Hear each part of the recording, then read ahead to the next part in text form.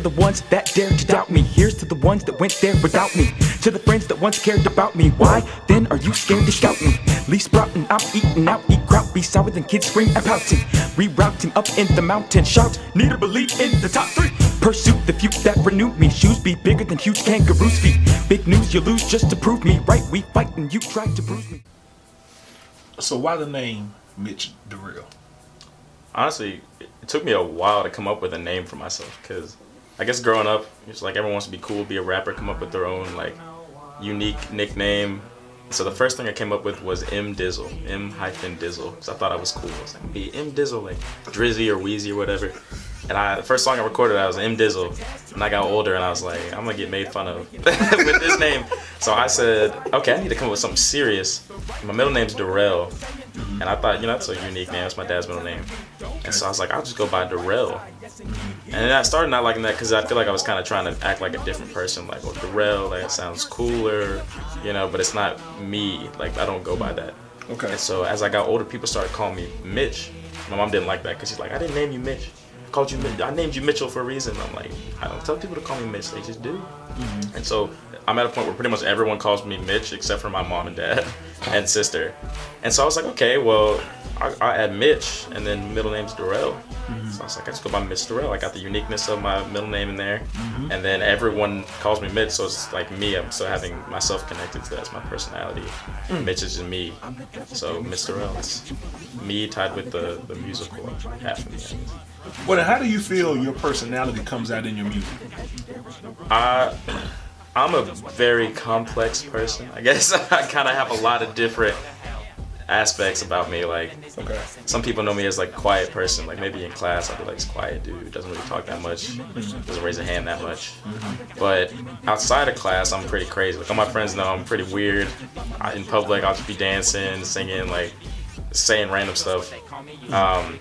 But then I'm also like, I think I'm a good dude. I'm a gentleman, Christian, mannerly, intelligent. So I try in my music. I know I'm known for using a lot of different voices. Yeah. So the voices kind of help to reflect the different, aspects of me. So I'm not always just the same stagnant. Like I don't just have a monotone. Like I could have a high pitched voice. I'll be singing. I can have the lower voice. I can have it crazy in the background. So that kind of, shows how I'm not always the same. I have a lot of different things about me, and then the mannerly Christian reflects my lyrics, I guess, and my choice of words, rhetoric. I like to use complex words and themes and symbolism that you may not just read the sentence and get it. Like off the bat, you might have to like do some research or like reread it and be like, okay, I get, like that's deeper. That's like a metaphor or simile or something. So that's how I say I reflect myself in my lyrics and music.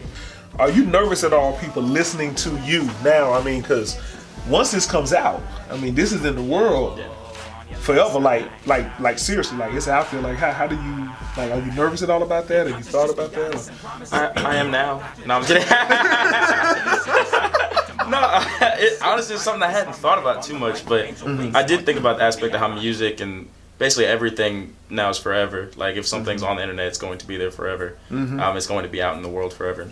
And I'm actually, I guess on the contrary, from being nervous, I'm more excited about that fact that people are going to get to hear me and get to know me and understand, like, this is how Mitch thinks, if they didn't already know, because I'm a pretty open person. If you talk to me, you probably know most, not the deeper stuff, but like what my morals are, what I stand for. So I'm actually, I guess I'm excited to connect with people and get, let people in and know that is how I think, and that's what my goals are. That's what I'm trying to, that's what my moral set is, Okay. So I hadn't thought about it, but that's a good thing, I think. Okay. I might be good at this interview and stuff. Well, so tell us.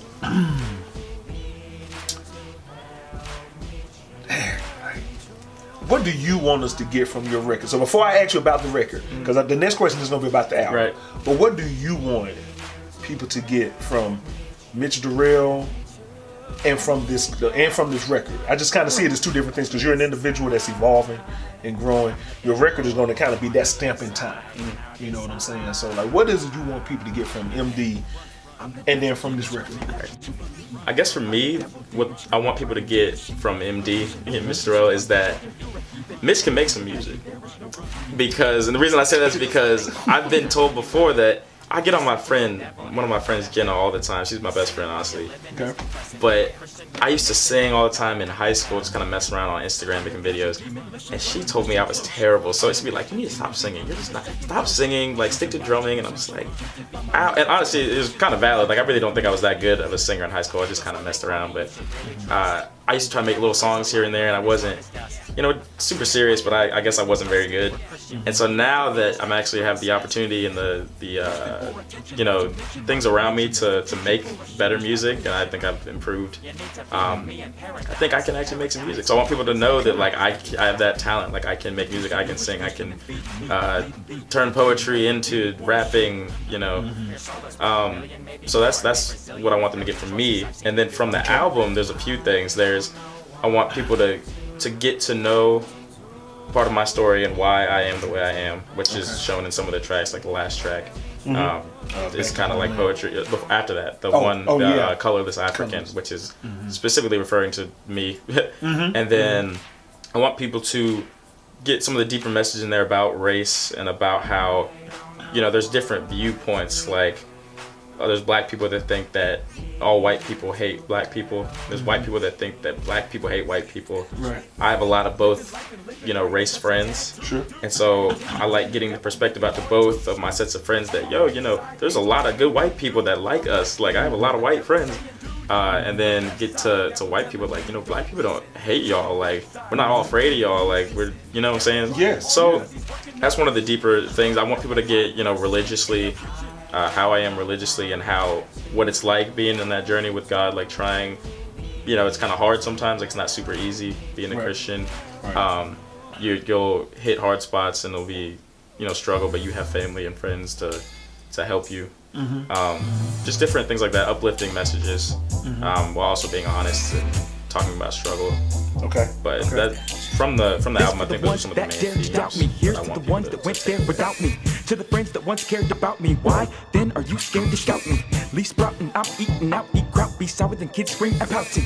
Rerouting up in the mountain, shout, need to believe in the top 3.